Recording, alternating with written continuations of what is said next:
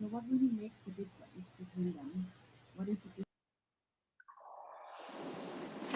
Hi. Hello. Hello. Guten Abend. Guten Abend. How are you all? Everybody okay? Good. So, thank you for joining. Let's start with the prayers. In the Buddha, Dharma, and the Supreme Assembly, I take refuge until I attain enlightenment. Through the merit of practicing generosity and the rest, may I attain Buddhahood for the benefit of all beings. In the Buddha, Dharma, and the Supreme Assembly, I take refuge until I attain enlightenment. Through the merit of practicing generosity and the rest, may I attain Buddhahood for the benefit of all beings. In the Buddha, Dharma, and the Supreme Assembly, I take refuge until I attain enlightenment. Through the merit of practicing generosity and the rest, may I attain Buddhahood for the benefit of all beings. May all sentient beings enjoy happiness and the causes of happiness. May they be free from suffering and the causes of suffering. May they never be separated from the sacred happiness devoid of suffering. May they dwell in boundless equanimity that is free from attachment and aversion. With skillful means and compassion, you were born in the Sakya clan. Unconquerable others, you vanquish Mara's hordes. Your physical form resplendent like a mountain of gold. To you, the king of Shakyas, I pay homage.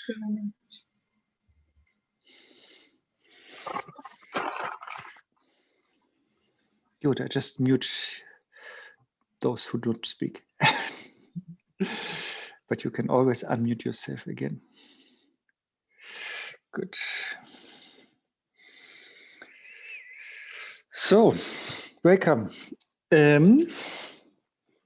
I think today I received, 5 teachings on Bodhisattva already.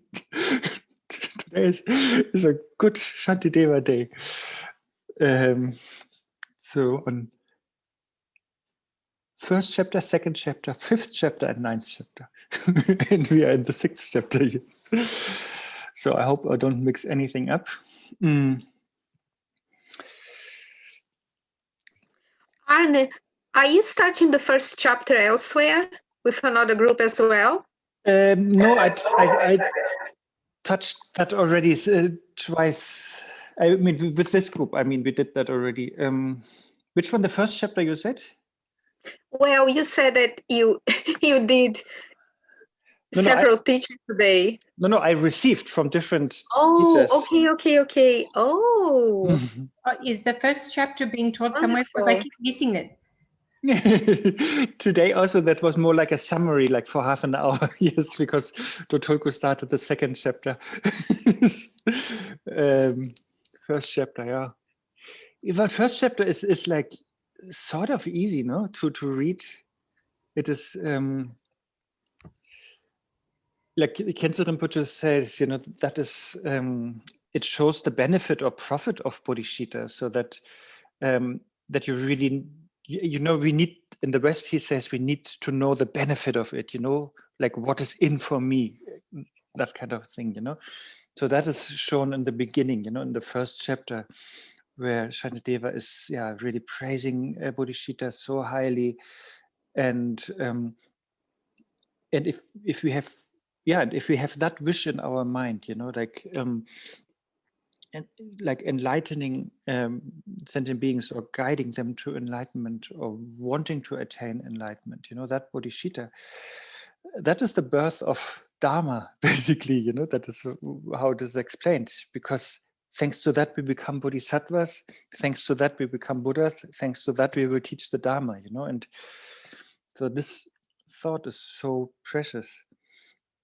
And that, and then in the 5th verse of the 1st chapter, Shantideva is saying, it's so rare, like this flash of lightning, in the dark, we have like a totally dark and ignorant mind, and then sort of accidentally, or through the blessing of the teacher or the leakage of our Buddha nature, then bodhicitta dawns in us, and then everything gets brighter. And then Shantideva explains, how bodhicitta is superior to other virtues, because it includes not only few sentient beings, but all sentient beings. And it's not only aiming at a temporal benefit, but it aims at the ultimate benefit, like for liberation. And then it is not, the action of bodhicitta is not like something that is like short, like half an hour, but it is until samsara ends, as long we want to develop that bodhicitta. And then the 4th thing is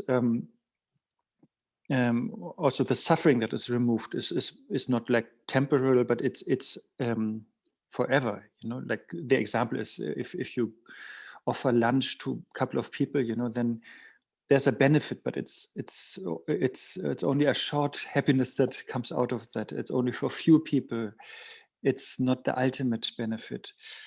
Whereas if you bring people to, or beings to enlightenment, that is really the ultimate and long-lasting benefit. And then he's also giving a few examples, how bodhicitta is, like alchemy, and like the fire that is burning all the pleasures. Something like that. I think it's quite easy to read. And I think it's also talked about bodhicitta has to be courageous, because as a bodhisattva, you are ready to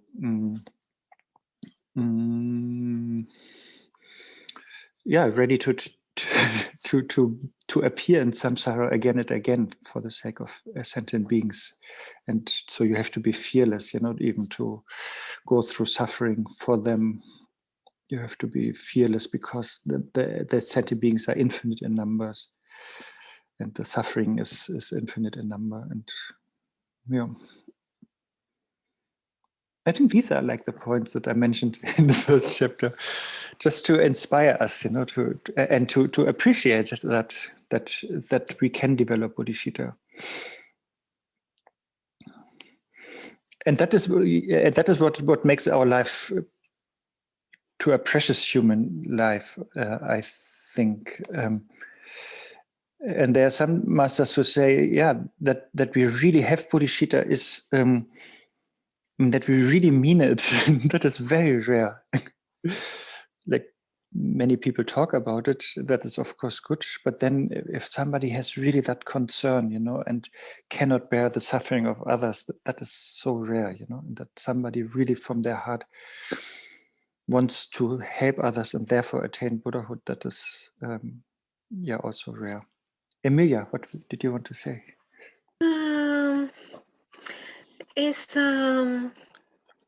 Well, as I'm listening to you, Arne, I recently a friend of mine, he sent me is a poem that is beautiful on looking at samsara, but seeing aversion and also attachment, not going for either way, not just staying with a calm mind, and so on and so forth. It was a long poem, was really beautiful. But what I thought was really, for me, was really interesting, it was all about, it felt like it was a lot about me, in the sense of I've got to get my mind. In no moment in that long poem mention anything about cherishing others, anything to do with bodhicitta. It was like the practice of self-liberation, basically. And I was honest with him. I said, yeah, but it didn't touch my heart. But I thought it was really interesting, the experience, to actually read the poem. And it's really very meaningful because, yeah, if we go for the aversion, if we go for the attachment, I mean, the thing just keeps going. It's just, but at the same time, it was missing the bodhicitta part. Um, anyway, and also linking, it's not directly related to anger, but it's related to bodhicitta. People where I live here, and many others, and I'm sure throughout the world, when the winter comes, depending on the kind of place you have mice, you have rats, that they come inside, and they procreate, and you can have an infestation, an infestation, and then, yeah, and I had to make a judgment call because I was getting them running all below here, the floor.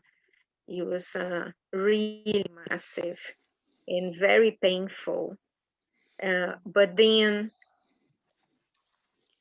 where is the, how to put this? I felt I was prioritizing not bricks, because it's a wooden place, over lives. And at the same time, all that people mention about the diseases that they can pass, which are unfortunately, this is true, this is genuine. If you have an infestation and they start to coming over the place, and it really felt that I was being, what's the word, hypocritical with bodhicitta. Is you know what I mean? But at the same time, it's like, what I do if I just let it be and I end up with an infestation? And then, would that be really practicing bodhicitta, or would end up being more, in a way, going borderline with being more not thinking straight? Because if there was if they continued, because they were in lots of different places in the house, you may end up being infected. Of course, you don't know, but you know what I mean. It's it felt really hypocritical to me. I can't believe that I'm having to prioritize this place where I live over them. But then what to do? I didn't have the means to stop. There wasn't even a place to put they put the, oh, what's the name? It's not a cage. The traps, the live traps, where you can just take them elsewhere. I didn't have that. They were straight in the walls, under the floor. It was insane for weeks. So I procrastinated for weeks. Anyway, folks, I think maybe some of you have been the same kind of dilemma. I've met others in Sweden, but people don't think twice. They get the cats out, and they get the cats to do the dirty work. I don't. My cat stays indoors. No, it happens often. I mean, often people have, I don't know, lices or fleas or mice, and then the best, of course, the best is a protection, that they can't even come in at the first place. But once they are there, then it takes time. But hopefully one is able to take them out alive, in some way, But then also, if you have whatever disease, like infectious disease, whatever virus or bacteria we have, the body is killing it. Either they die or we die. That's unfortunately the case. I'm not even talking about taking antibiotics. But if I get a germ, if my immune system is not killing it, I will die, you know. So that is that doesn't make it right, you know, but that is happening so often.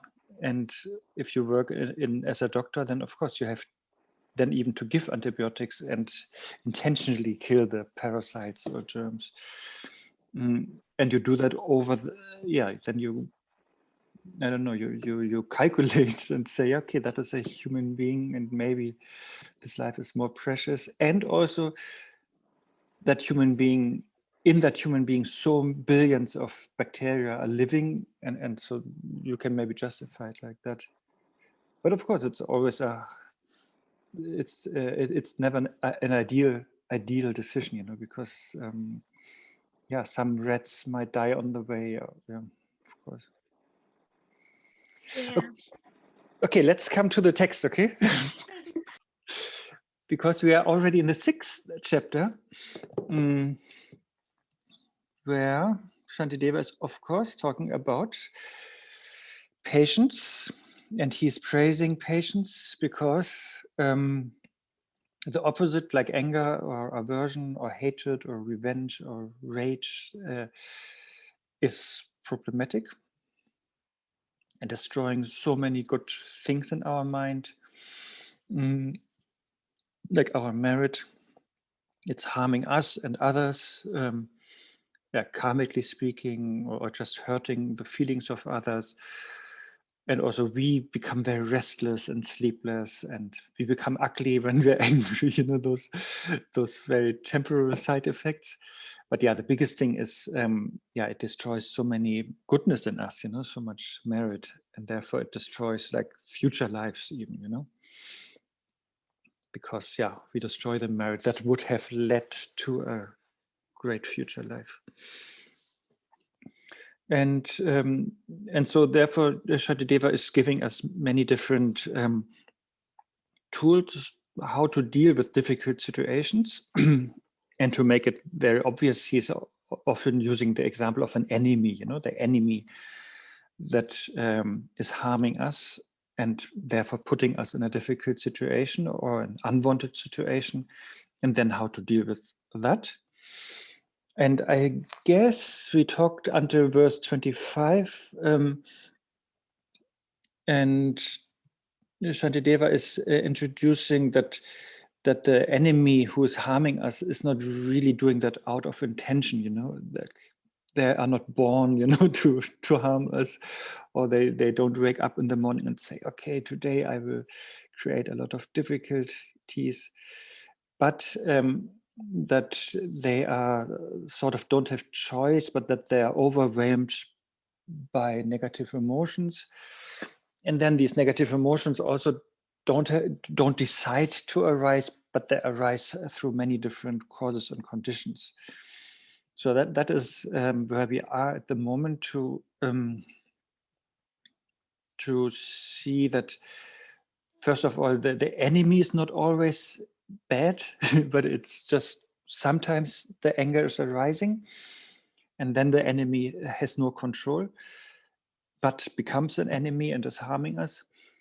And then also the anger itself is not just there, but it's also arising due to many causes and conditions. I think that's where we are. And today it's get a little bit technical. I think last time I was sort of not looking forward to those verses, but today we can't escape them anymore. But 26 is still doable easily. I will share it.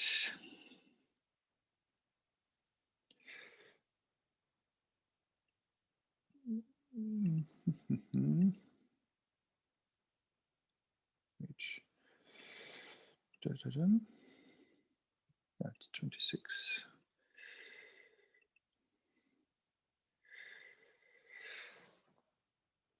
So here, Shantideva is talking about the conditions that, for example, produce the anger in the enemy. So these conditions that assemble together have no intention to produce anything. And neither does their product have the intention to be produced. so the conditions are that we will talk about that. You know, there are different factors that come together, and then anger arises. So, and these factors, they don't have any intention, and likewise, the result, which is the anger, also didn't have any intention to arise. So, and what kind of factors do we have? Normally, yeah, the anger comes when we when like different things come together. You know, when we have like the habit is a big factor, you know, and in Abhidharma it's called like subtle increasers. You know, they are like subtle tendencies that are stored in our mind that are sort of dormant there, you know, or hibernating. And then when we come in contact with an object that usually triggers our emotions, then these tendencies will be awakened or activated. And then a third thing has to join in, which is like an incorrect thinking. So, for example, if I have an enemy, and I haven't seen that enemy for a long time, but still I have this grudge towards that person. That is sort of the first thing, you know, the subtle tendency that I have of grudge or aversion. And then if that person then enters into the room, then is sort of the proximity with the object, with this person. Then is the second factor that sleeping aversion is getting activated and strong. And then comes also on top of that this incorrect view. That means, you know, that I perceive that person as my enemy, you know, or that I don't perceive the background of that person, so I don't really understand the person. And I think this person wants to harm me, you know, and I don't understand that this person has no choice. That would be one example for that. Another example is we can talk about drugs or alcohol. You know, let's say I have a little too much attachment to those things, and then if I'm at a party and then people bring the drugs, you know, and put them on the table, you know, then the proximity to the drugs then activates my desire. And then the third point is again my incorrect thinking, that I think, that is a good thing to do. That makes me happy. That makes me forget my problems, and then I take the drugs. So like these three things together. So and the point is why the commentators explain it in this verse is that anger is not coming out of itself, or it's not coming randomly, but is coming because it is arising because of the coming together of these different causes and conditions.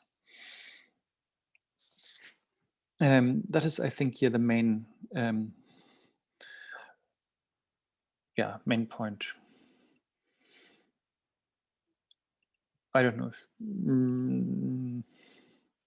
And this habitual tendencies, that is really a big topic in Abhidharma or in Buddhism in general, you know, that we have these tendencies and they just need to be activated and then they manifest. That is also how karma will be explained and all of that. Yeah. Oh, Marina. Oh, Marina, you wrote me an email, right? Yes. Yes. Let's talk about Shantideva next time, a little bit. Yes. Thank you. So maybe this is a little outside the scope of this session. So, you know, just let me know, but I guess the way that I'm hearing that this verse right now is that if certain causes and conditions come together, then there's no intention. It'll just kind of manifest, right? Whether it's anger or desire, attachment. But and maybe maybe this is a little outside the scope, but it sounds like almost like that the causes and conditions have, like they're actually there. And I guess I'm thinking a little bit more from the concept of right now, ultimately there's nothing there. It's so do causes and conditions have an ultimate like substance, not substance, but like, so I don't know if I'm going maybe a little beyond, but it's just reading it or hearing this verse right now has a lot of weight to it, meaning that it feels like there is an actual person out there. There is an actual set of like negative habituations in here, even if I don't understand, why they're there, which feels very heavy, or I don't know if I'm making much sense, or it feels very like solid. ultimate. Yeah. No, we are Shantideva has many tools in his toolbox, and later he will play the absolute card also, So then if he is introducing emptiness, then I think even an opponent is saying, yeah, okay. Anyway, Shantideva is introducing emptiness also as a remedy to anger, aversion, and everything. Of course, that is the medicine for all. This panacea, or what it's called, because emptiness works against all different against all kleshas. Yes. And he's even like teaching that so strongly, even in the 6th chapter. Then the opponent is asking, oh, if everything is empty, why do we need even patience? So why are we talking about patience? Okay, that is just a teaser. We were talking about that. But at the moment, we are not there yet. So at the moment, Shantideva is showing that it's doing the first step, before I might think, okay, this is a truly existent enemy out there, and he or she has a truly existent anger to truly hurt me, and with a truly existent intention. And so that is dismantled first by Shantideva by bringing in, oh, no, there's nothing truly existent. Everything is based on causes and conditions and interdependence.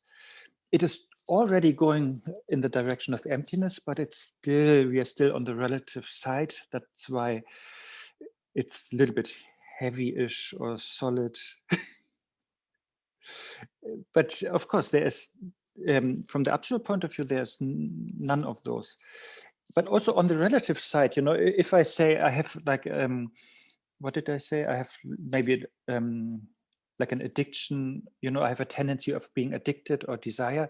That of course is also not one thing, but that comes from so many other causes and conditions, Let's say out from 10 causes and conditions, and each of these 10 comes from other 10, and then it's really multiplying, So it's a whole web or net, of causes and conditions coming together before then even I meet somebody that I perceive as an enemy.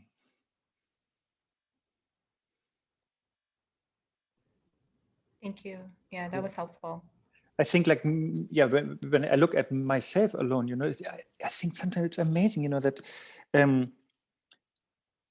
so many people before, so my parents had to meet, to create me, right? There were so many factors coming together that they have met and that they were falling in love, and then they did their thing, and then they raised me properly. Like feeding and so on, There are so many factors in this life, And then each of my both parents, of course, they also had parents and they also had to meet and so on. And then all of them again, so that I'm here, depends on infinite ancestors, grandparents and great-grandparents. It's amazing, how many things were coming together so that I'm happening, you know. I mean, that is of course true for everyone. And then I think whatever molecule we have, this is also on the earth since beginningless time, you know, or since the beginning of earth, you know.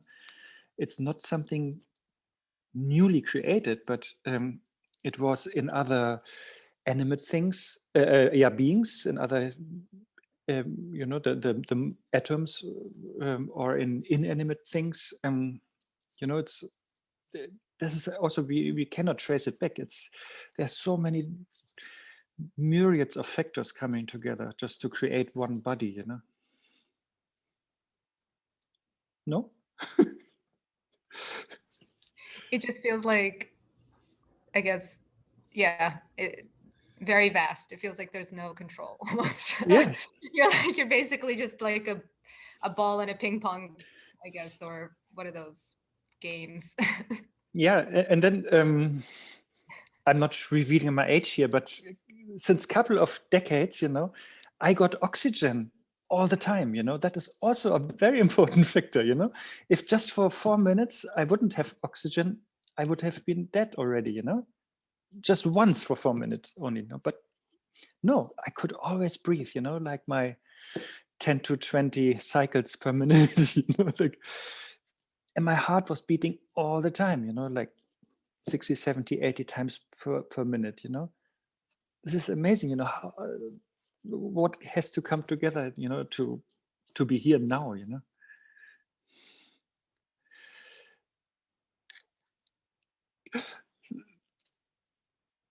Yeah, I don't know, but that is sort of the idea here also, you know, in order that there's an enemy, or that we perceive this person as an enemy, or that this person has anger now with us, and that this person decides to harm us out of that anger. All these things have also these kind of lineages behind, you know, or millions of factors behind, you know, why they appear now. And Shantideva is here at the moment trying to point out that there's not a single factor that has an inherent intention to produce that. It's just because when things come together and there's no obstacle, then things manifest. Like if I have a seed and a soil and water and warmth and time, then the plant will grow. But if there's an obstacle, like the goat who is eating the seed, or the crow, the bird, then of course the plant will not grow. But if the causes and conditions come together and no obstacle, then yes, it will happen.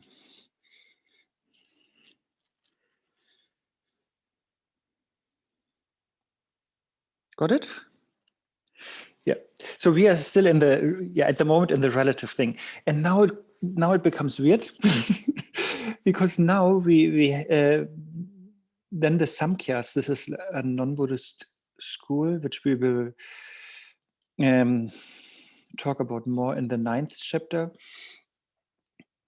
They are saying basically, no, there is an intention, there is some choice behind the appearance of kleshas. And if we look at the Samkhyas, they talk about this prakriti. This is like a primordial or primal substance. And they talk about purusha, which is sort of the self. And then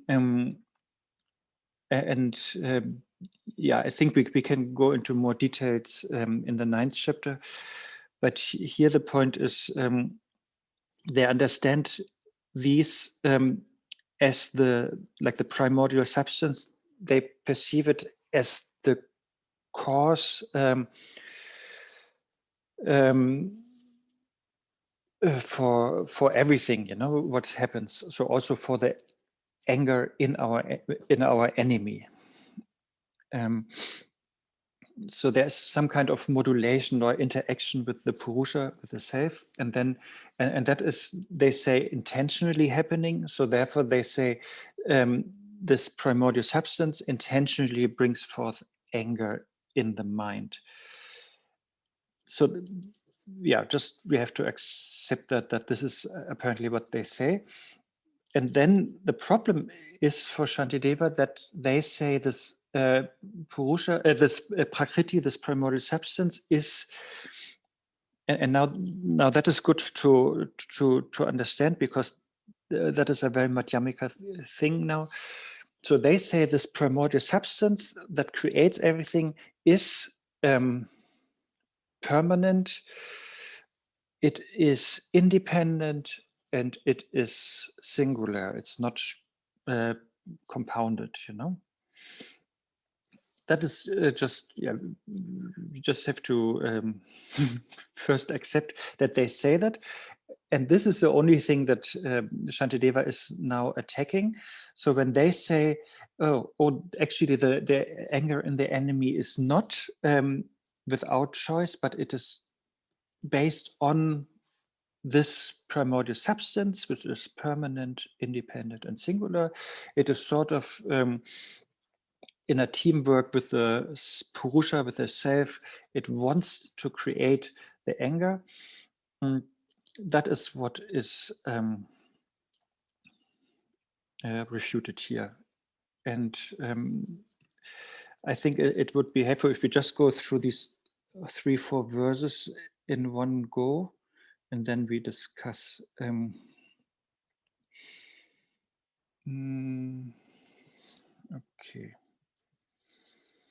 So where are we here?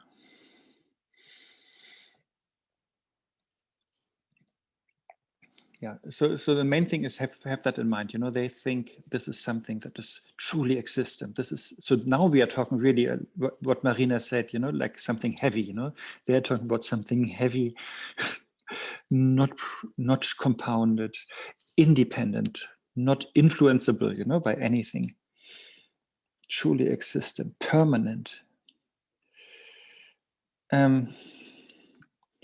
So here, 27.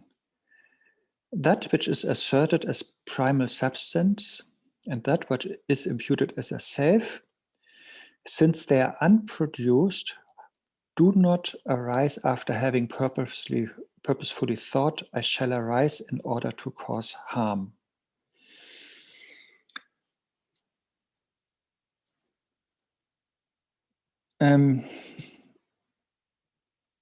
So normally, from Madhyamika point of view, you know, whatever we see, you know, my mobile phone here, or the computer, or my glass of water here, that is on the relative level, it is here because causes and conditions came together, because it is produced out of those, yeah? And therefore it exists on the relative level. Yeah, that is very basic explanation of relative truth. But then Shantideva is saying, if you, Samkhya people, think that something can exist but is unproduced, then that is not possible, because if it's not produced, it cannot even exist.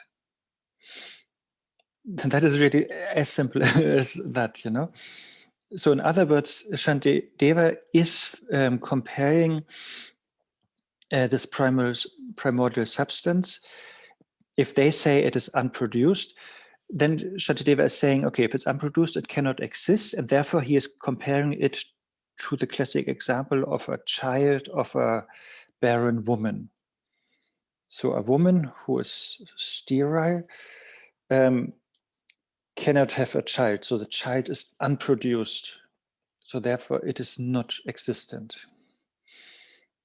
And then, if it's not existent, this child, then of course that child cannot have any intention. You know, you cannot talk about this child of a barren woman. You cannot say that it's good looking, you know, or that it has a plan to harm me or anything, because it's just not there, you know. So that is the first point of Shantideva when he says, okay, if you say it is unproduced, but still performs, it still has the intention to create the anger in the enemy, that doesn't make sense, because something unproduced doesn't even exist, and therefore something that doesn't exist cannot have an intention. I will just go through the other verses and then we discuss. 28. because once I was trying to talk about this here in a German session, and we discussed on each verse, and it was really like endless. If they are unproduced and non-existent, then whatever wish they have to produce, harm will also not exist. Since the self would be permanently apprehend its objects, it follows that it would never cease to do so. Okay, there are a couple of things in it. So again, they are saying they are unproduced, and Shantideva is saying, and therefore, yeah, they have to be non-existent, and therefore they cannot have a wish or intention, you know, to produce something like harm or anger. That I think we have had already, you know. And then the second part of the verse, since the self would be permanently apprehend its objects. So if the self, or Purusha, what I said earlier, you know, is perceiving an object, that is now first a general thinking. So if a self that is permanent, you know, would therefore, if that would perceive an object, it would have to perceive it permanently because itself is permanent.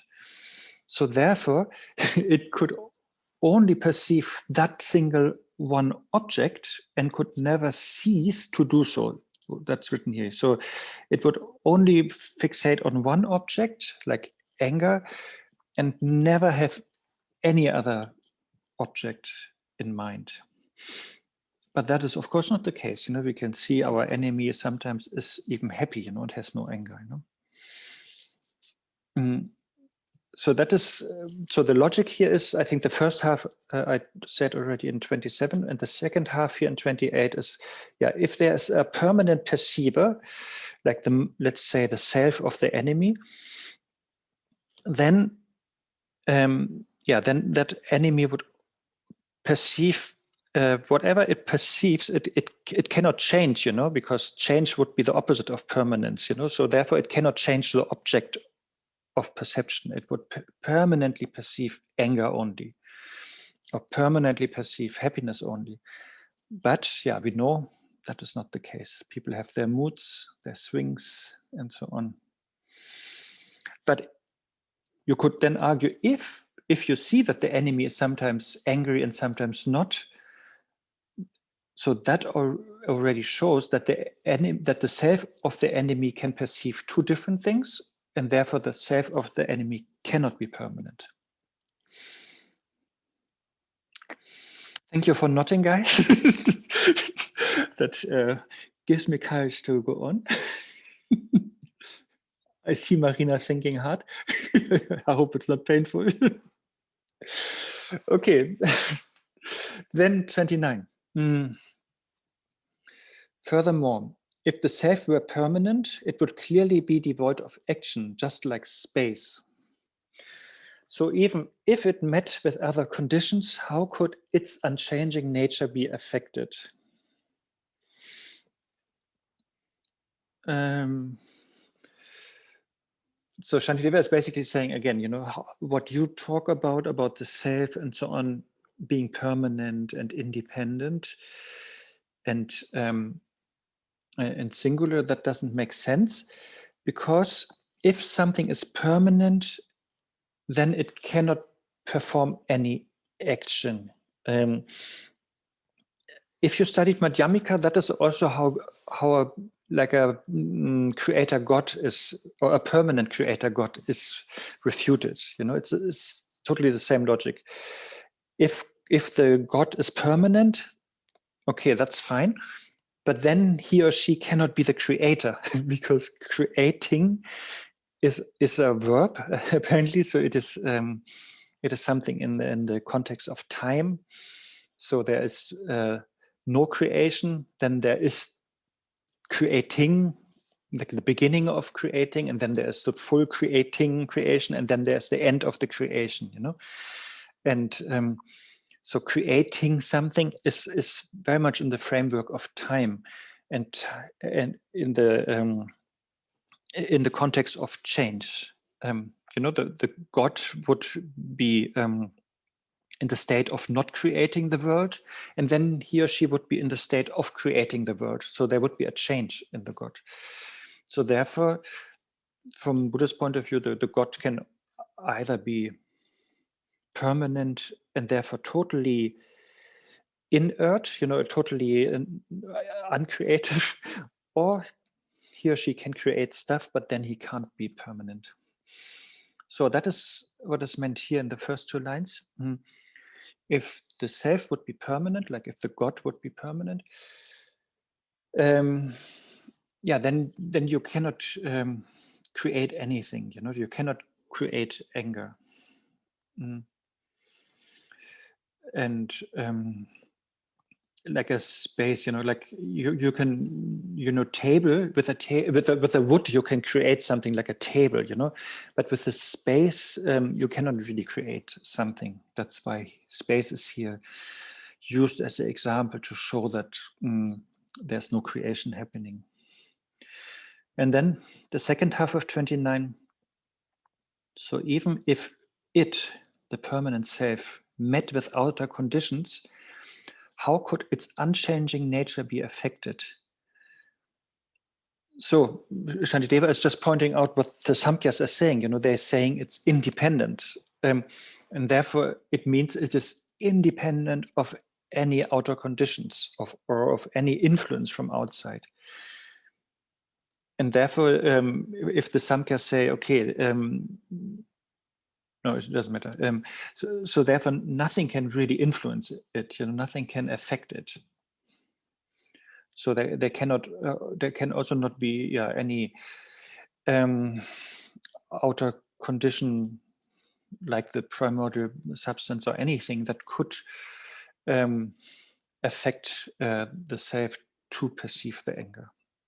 Now that is the whole thing still what we are talking about, how the anger in our enemy comes about, and it cannot come from a self that is permanent. That is basically everything that is said here.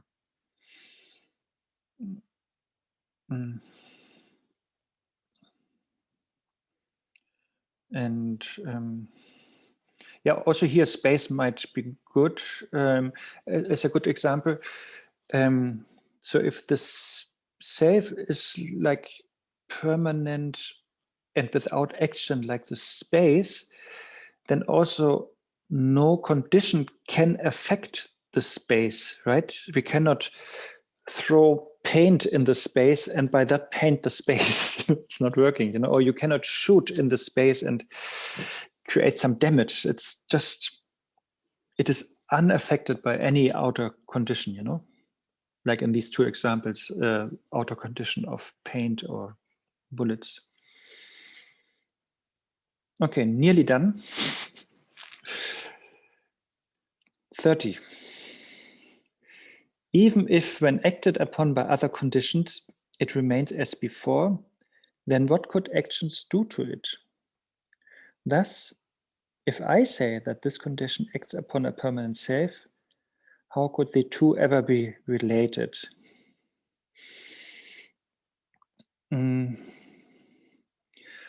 Okay, so let's start with a hypothesis. Okay, Shantideva in 29 already said, okay, the self, if it's permanent, it cannot really be supported or influenced by other conditions. But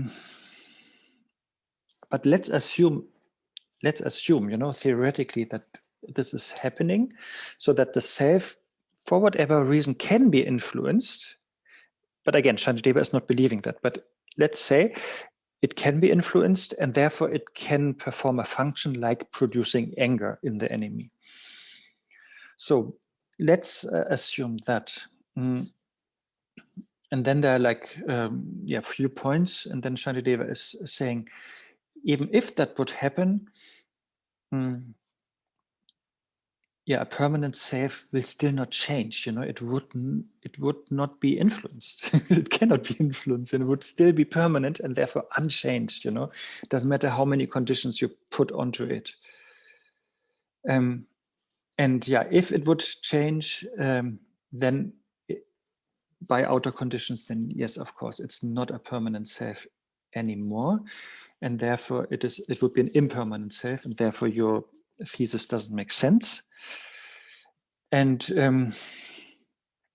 so, and the last line here of 30 is just saying, so therefore there is no cause-result relationship between conditions and the permanent self,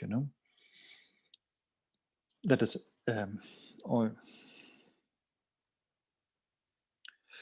Okay, last one here. Hence, everything is governed by other factors, which in turn are governed by others. That is what I meant earlier, like, yes, I'm sort of governed by my parents, and they are in turn governed by their parents, like very coarse example, so it's going endlessly, And in this way, nothing governs itself. Having understood this, I should not become angry with phenomena that are like apparitions. See, now we are coming a little bit into that direction that Marina was praying for. Less from the heavy stuff, but coming into the direction of apparition that is very unheavy. So that is, I think, a typical Madhyamika summary. So Shantideva is saying there cannot be like a permanent, independent, singular self or primordial substance, that in teamwork create anger in the enemy to harm me. That is really the main thought behind. So this cannot be that there's some permanent part, permanent entity playing a part in it. But yeah, everything arises because of interdependence. Different causes and conditions come together, and then yeah, the enemy comes into being, or the anger comes into being, or my perception of the enemy, my perception of the person as being the enemy comes into being. All of that, is based on so many causes and conditions. And then, from Madhyamika point of view, they always say if something is is existent because of causes and conditions, that means it is not really there, because then what example can you use?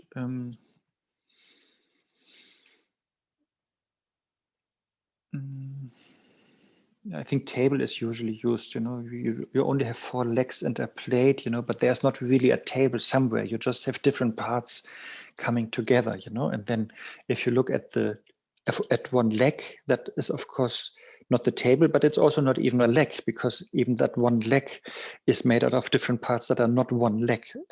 There's no legness in the leg, but just parts of it, and then each part you can split is smaller, and you will never find a table anywhere.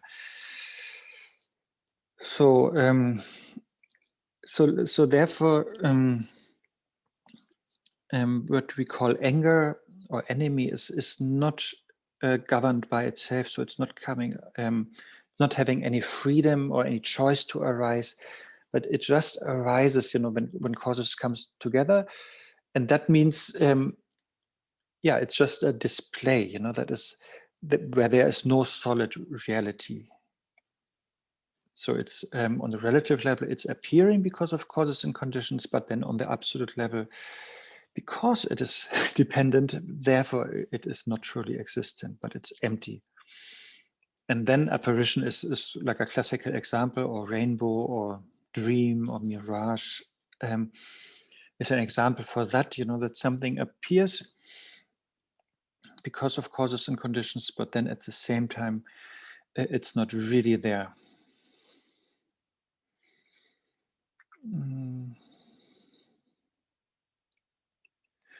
And to conclude this part, I show you one verse. I copied that from the 37 practices of Bodhisattvas. It is verse, what was it? 24, which exactly explains that. And then let's discuss. So that is what Gyaltse Tokme says in verse 24 in the 37 practices of a Bodhisattva.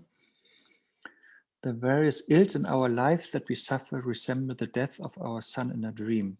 Yeah, that is another example, it has never really been there. So to hold as the truth what is merely illusion is needless exhaustion of body and mind. For this very reason, when faced with unpleasant conditions that normally cause us much grief or anger in this case, approach them if they were only illusion. The sons and daughters of the Buddhas ought practice this way. So the advice here by Gyaltse Tokme in this verse or by Shantideva in our verse is, if we understand that everything is just an illusion, then everything is very not heavy, but very workable, very light, and and not fixed, then there is not a fixed enemy somewhere, not a fixed anger, but everything is changeable and influenceable. But what the Samkhyas say, something permanent is never influenceable. Okay, that's it in regards to these verses. Please share your doubts or your cries for help or your desperation.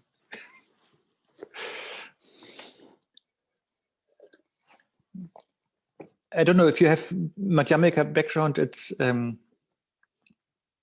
not a surprise, how Shantideva was handling that. It's really a standard thing, just putting things together like permanent, independent, singular. That doesn't make sense, that cannot exist, that cannot perform any function. Arne. Yes.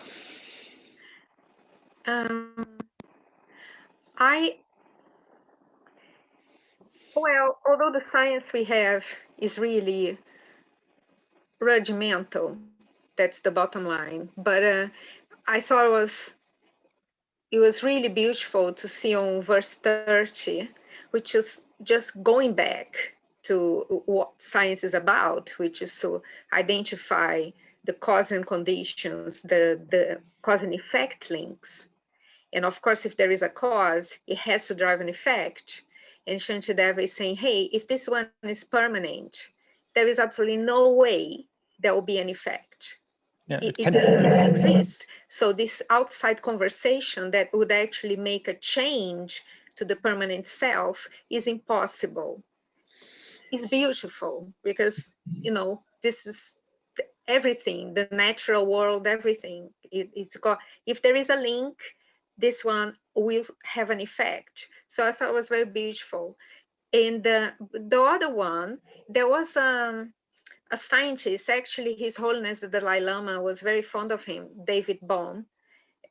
In a sentence, he mentioned that the observer and the observed are the same.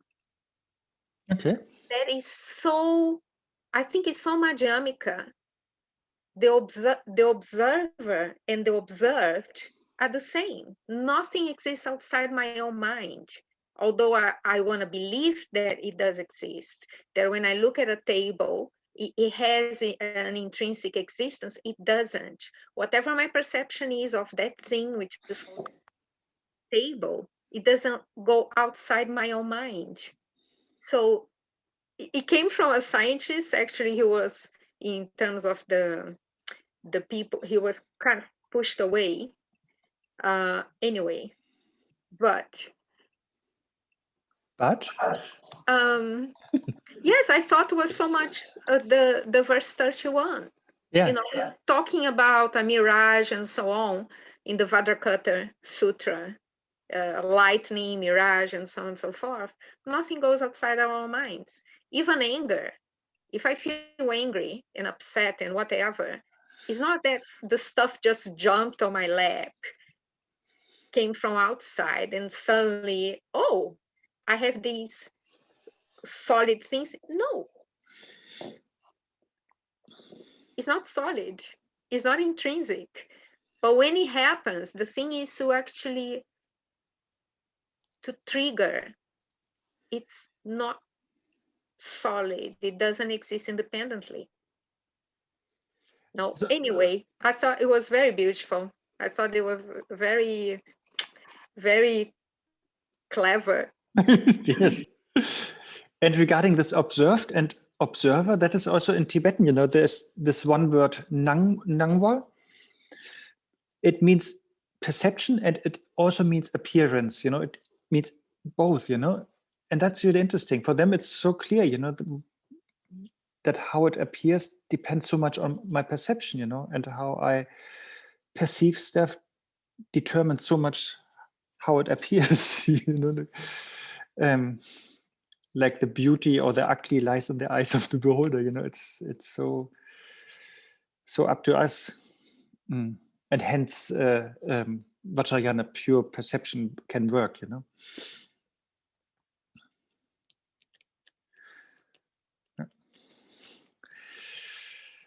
Any other comments, doubts, remarks about these verses?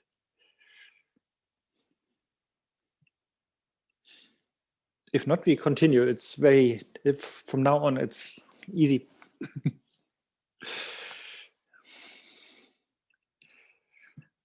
Yeah, but also what Emilia was saying and Shantideva, or Shantideva and Emilia, that yeah, if it's illusory, there's nothing really solid, so comes and goes, nothing is fixed.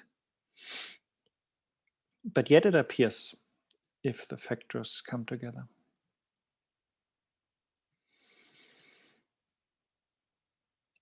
Oh yeah, now actually comes the verse that I was advertising earlier on.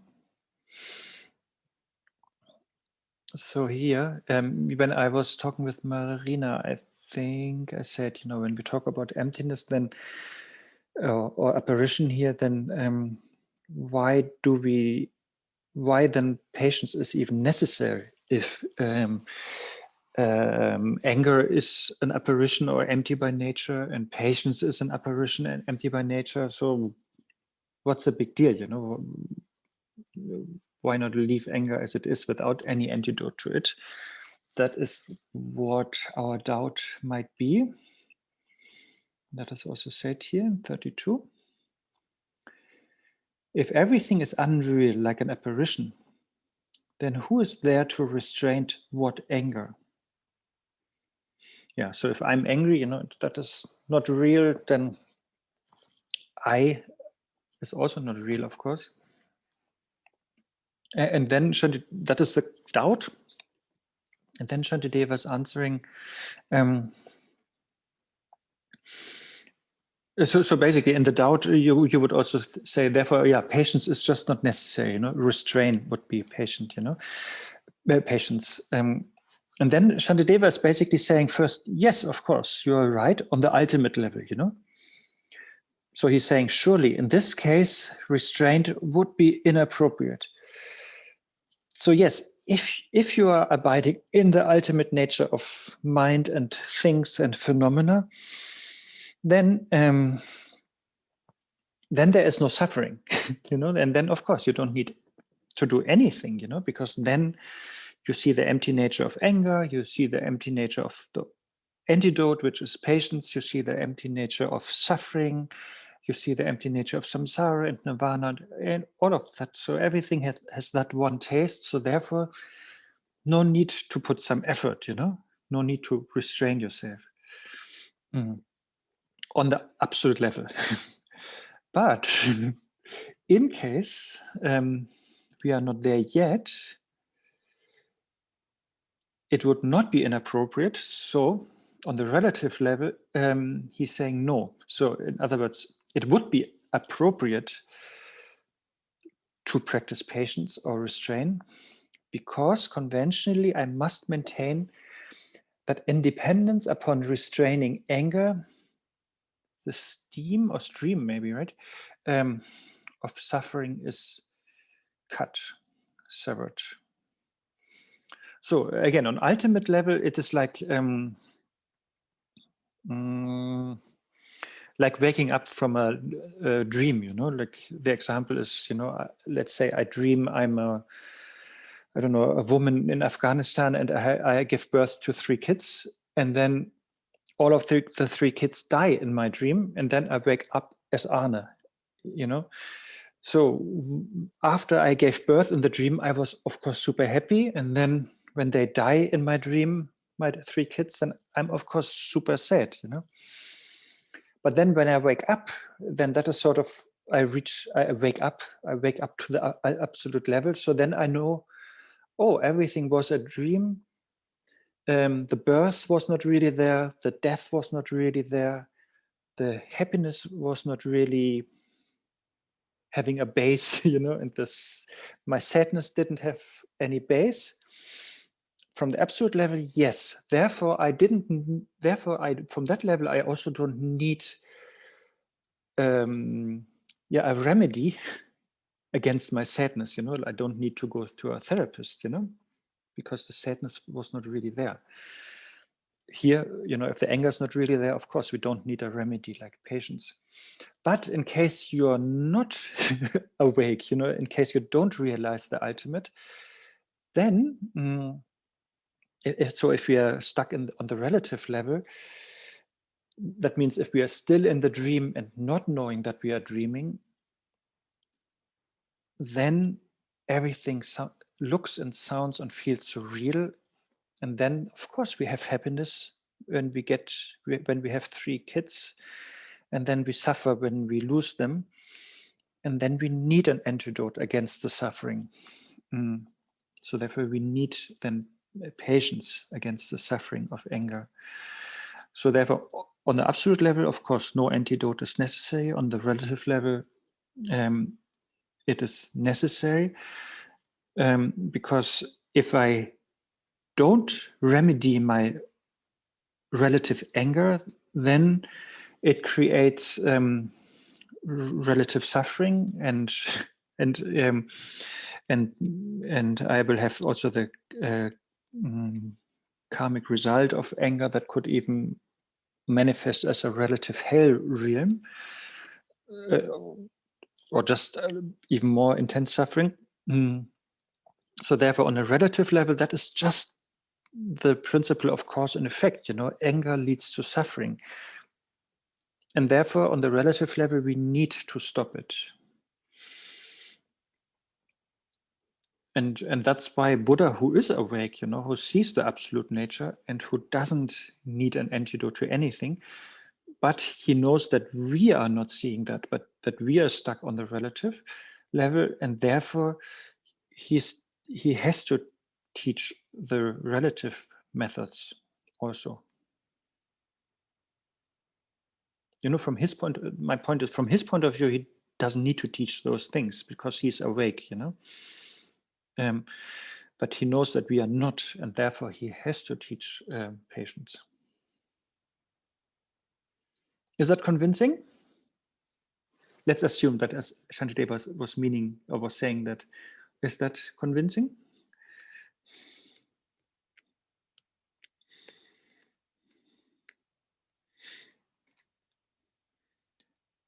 Yeah, it's always good to not mix relative and absolute. Like in the teachings, people often ask those things, you know, like, oh, if there's no self, what is reborn? Do you see the mixing? No self is talking from the absolute truth, and then rebirth is talking from the relative truth, you know. You either say no to both or yes to both, you know. So yes, there's a relative self that is relatively reborn, or you say there is no self and there's no rebirth, you know. But you can't mix it, and therefore here it's the same, you know. If you say anger is not truly there, if you have that ultimate view, then yes, there's also no need for antidote to anger.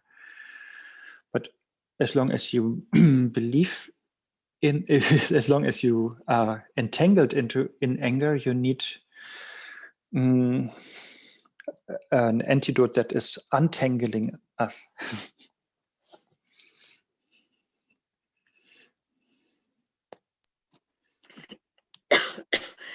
Sorry. And Arne, Arne, Yes. I think that when he's calling on patience, well, people who are very patient, it seems that it's the opposite of being impulsive. So even if the anger is there, the feeling of anger, but through being patient, is just holding, just staying rather than being impulsive with one's actions of what they say and what they do. I think patience may be the antidote in terms of, maybe not in terms of creating a gap. I think it's still the understanding that anger is just not solid. I think would still go a long way, but patient people, even when they are angry, they just they hold, don't they? Compared to being very impulsive, where it arrives and it leaves, and then damage is done. Actually, Shantideva, in earlier verses, he is saying that we should not even get angry, in the sense that we should be very mindful and aware that when we see the like small frustration or bitterness or irritation, if we perceive that, that is sort of the fuel of anger. So for him, that is because then we can still work with that, because irritation or frustration is workable. It's weaker. It's not so solid and full grown. Yeah, because he thinks if we don't do that, but then let anger come, let frustration develop into anger, then it's very difficult to handle that, because then you can only suppress it or express it, or you somaticize it. I can never pronounce that word. So either you suppress it and you have mental problems, or you express it and you harm others, or you manifest a disease or something, you know. So therefore he's strongly advising that we meditate, surprise, and are very aware and mindful, like with these small irritations and frustrations we have in our mind, so that they don't even give rise to anger. And then again, to put it in the context of bodhicitta, can I find the verse actually? No. Oh yeah, here's 7.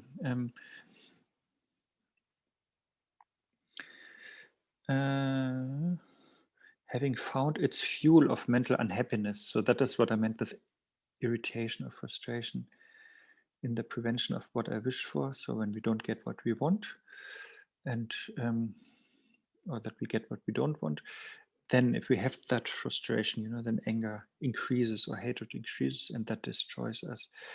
So therefore we have to detect that small plant of irritation or frustration as soon as possible. I forgot what I wanted to say. Yeah, to bring it in context of bodhicitta. So that, of course, we do, because then if anger is not filling up our mind, you know, but if we can let go of that frustration and irritation, then we have much more space in our mind to be compassionate and to be wise in a specific situation. That is the main point, you know, that is what we want to achieve.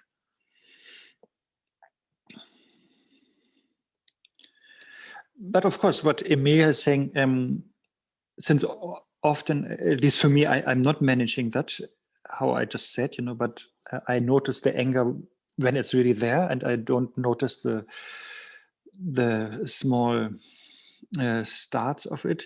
So if I already have anger, then yes, at least then it's still better not to express it. Yes, and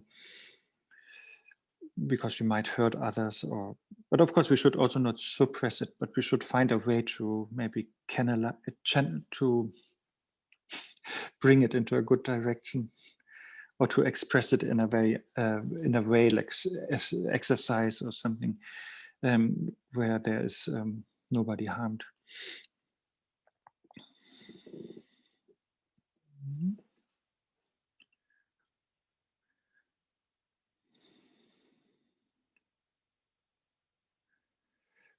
Okay, let's do one more or two more verses. 34, I think, is next. I have to go back to that. Yeah, now we come to a whole other part of the chapter. How to put, where we thought, we were still having our enemies, and they are harming us. And here now we understand that in the following verses, like 34 to 51, that it's sort of natural that samsaric people harm each other. We cannot really expect something else from them, So that is a little bit we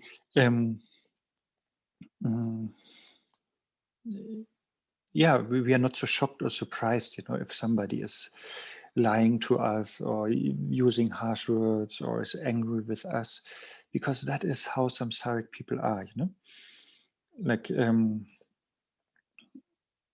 in kindergarten, the kids are there and they it's natural that they get whatever virus and have a running nose. That is sort of part of the kindergarten experience. And likewise in samsara, it's also part of that, that we harm each other, that we misunderstand each other, that beings are not under control, that they didn't master their mind, and that they unwillingly, without control, come into difficult situations and hurt us without meaning like that. That is the idea of the following verses, that we just understand, it's part of it, and I think examples are given like fire, fire is by nature hot, so that's it, So that if you then put your hand in it, of course it burns. So likewise, yes, if we interact with samsaric beings, yes, of course it hurts here and there. And just knowing that then helps, I think, also to not take it so personal. Like I used to work I think 5 years in psychiatry, and it was the same. The patients, of course, they say things that are very hurtful, but if yes, they don't have control over their mind. They and they are sick or whatever. Then one doesn't need to take it personal at all. So likewise, we are all having that disease called samsara, so therefore we are all patients in that way, and therefore we are unnecessarily hurting each other. So that needs to be expected, sort of. That is the idea. Marina. With this, so I guess question came up was, can this be applied, I guess, to the self as well? Like when you're doing certain types of meditation, like things might pop up that you're not anticipating, or some, like your own inner mental patient comes out basically. And, it's like your inner child, right? Yeah, right. So, and there, yes. And so can you, like, would this always be also kind of just applying, I guess, a patience towards that entity or towards that inner, thought process that might be happening? Yes, I think that's a good point. I think maybe meditation is exactly that, that from our meditation point of view, yes, we expect us to be crazy and confused. Yes. And so it's not, we should not be shocked, surprised, or feel bad or guilty about it. But yeah, I think it's a good point to apply that to oneself. And then, yeah, that's at the moment how I am on the superficial level, you know, confused and totally bananas. Yeah. And then, yeah, and then one doesn't need to take it personal in the sense like we don't have to identify with this banananessness. I don't know, with that confusion or yeah. No, I think that's a good point to see it in oneself. Yeah.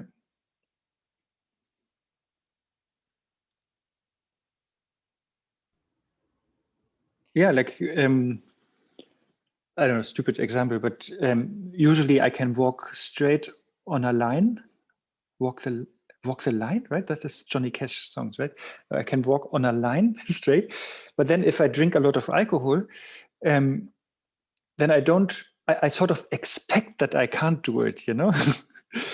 And then I'm much more gentle and patient with myself, you know, and I perceive it even as a great achievement if I can do it. So likewise, if we understand that we are totally drunk all the time, like because we're in samsara, so therefore we expect that that we have mistakes, yeah, and faults, you know, and I think that acknowledgement is great, yeah.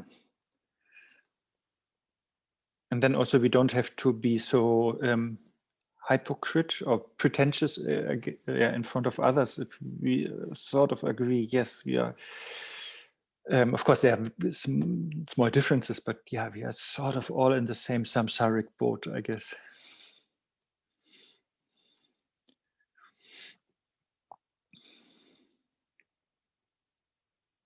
Yeah, maybe that's a really good point. Yeah, especially in the West, you know, when we maybe are then aggressive against ourselves because we don't fulfill our high expectations, you know.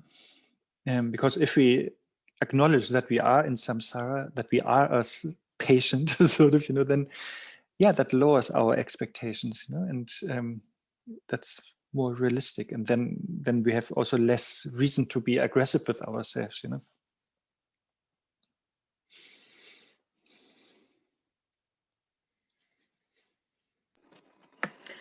Arne, it's just linking with what Marina mentioned on the meditation and in relation to ourselves, that to be accepting, to be compassionate and so on.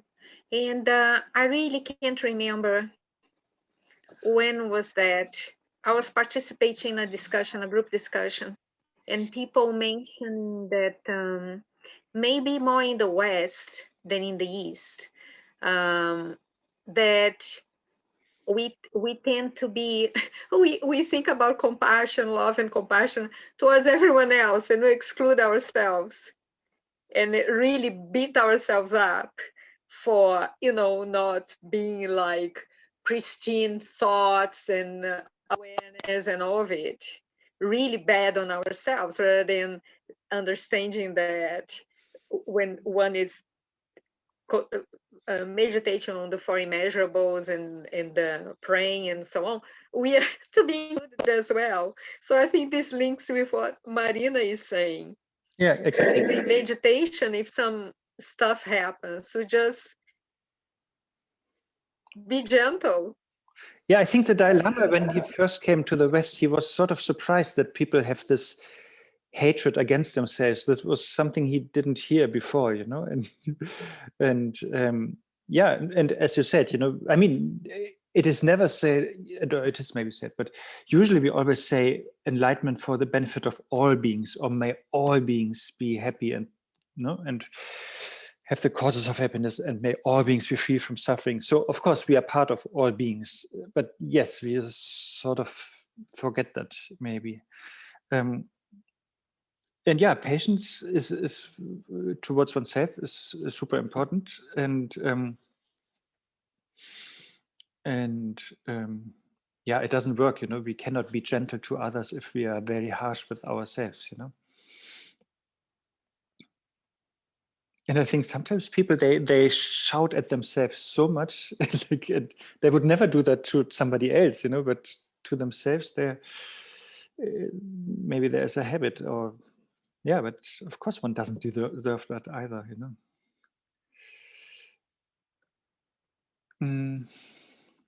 Okay, let's look. Okay, we have 3 more minutes. Let's just look into that verse, because that is a classical, often recited verse. I think Effie Kenshin Pema Sherpa Rinpoche, I think in his introductions, is always quoting that one or paraphrasing that one. No, maybe not, but a little bit. If things were brought into being by choice, so if people could really do what they wish, you know, then since no one wishes to suffer, so that is also clear, right? Everybody wants happiness and nobody wants to suffer even the slightest. So if that would be the case, you know, that one that one's wishes would be fulfilled, you know, then suffering would not occur to any sentient beings. But the tragedy is that, and that is actually, I think, the verse, Effie, that Kenshin Rinpoche is quoting in another chapter. The tragedy is really being so ignorant in the sense of not knowing what are the causes for happiness and not knowing what are the causes for suffering, and therefore on their way or while they are wishing for happiness, they sort of destroy the happiness as if it would be their enemy, because they unknowingly they create even more causes for suffering. So that is, I think that is an auto-destructive tendency, definitely, which is based on ignorance, just not knowing, you know, not knowing what are the causes for happiness and what are the causes for suffering. And then on top of that, of course, even if we know, we still are very so habituated that, like smoking, you know, we know smoking is bad, but then yes, we still do it, you know, that kind of thing we have also with our negative emotions. We know that, I mean, I think we know from Buddhist point of view, or maybe just from common sense, that negative emotions make us suffer and make us blind and unfair and all of that. But even though we know that theoretically, out of habit, it just continues to, we just continuously getting into them again and again. And therefore, we do negative actions, and therefore we create negative karma, and therefore we experience suffering. And so therefore, Shantideva is saying here, it is, yeah, even though it is our wish to be free from suffering, we still don't have choice, you know, because our actions are contradictory to our wishes. Yeah, and the point is, and here we are still talking about our enemies, you know, what we want to understand. But as Marina started, you know, we can of course always apply it to ourselves. But here we are still talking about our enemies, that they wish to be happy, but for whatever reasons, and for many reasons, they get angry. And by that, they only create more and more suffering for themselves and others, and therefore they distance themselves from the happiness they originally wanted. So just seeing that tragedy should inspire us to be compassionate with them. Yeah, that is the point here. So like on their search for happiness, they only come closer to suffering. And then, yeah, you can bring the standard contemplation, I think, from Atisha, you know, and that matters to us. Why? Because all sentient beings have been our mothers or sisters or brothers or fathers and so on in previous lives. And they have been very kind to us, or lovers, you know, and they've been very kind and caring for us. So therefore we want to give that back, you know, and protect them from them running more and more into suffering.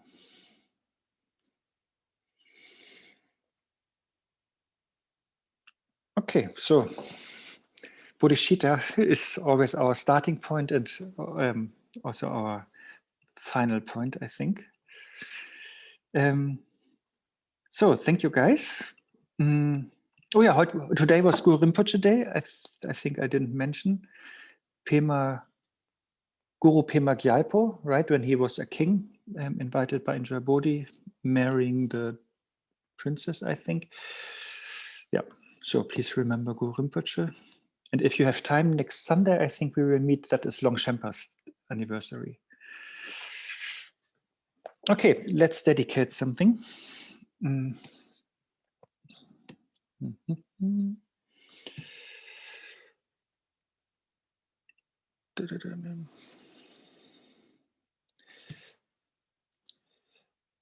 Sorry, coming soon.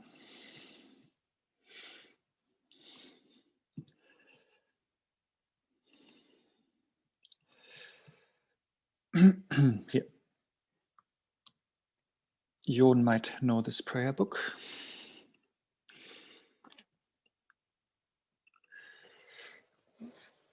By this merit, having attained omniscience and defeated the enemy of wrongdoing, may I free all beings from the ocean of existence with its tumultuous waves of birth, old age, sickness, and death. Just as the heroic Manjushri who knows everything as it is, and as Samantha Bhatta likewise did too, just so to follow all of them and train myself, I perfectly dedicate these meritorious actions. May this precious supreme bodhicitta arise in those in whom it has not arisen. Having arisen, may it not diminish, but ever expand more and more. As long as space remains, and as long as the world remains, may it too remain to elevate the suffering of the world. May I, in each and every lifetime, carry the weight of Buddha Shakyamuni's teachings. And if I cannot bear that weight, at the very least, may I be born with the burden of thinking that the Buddha Dharma could reign.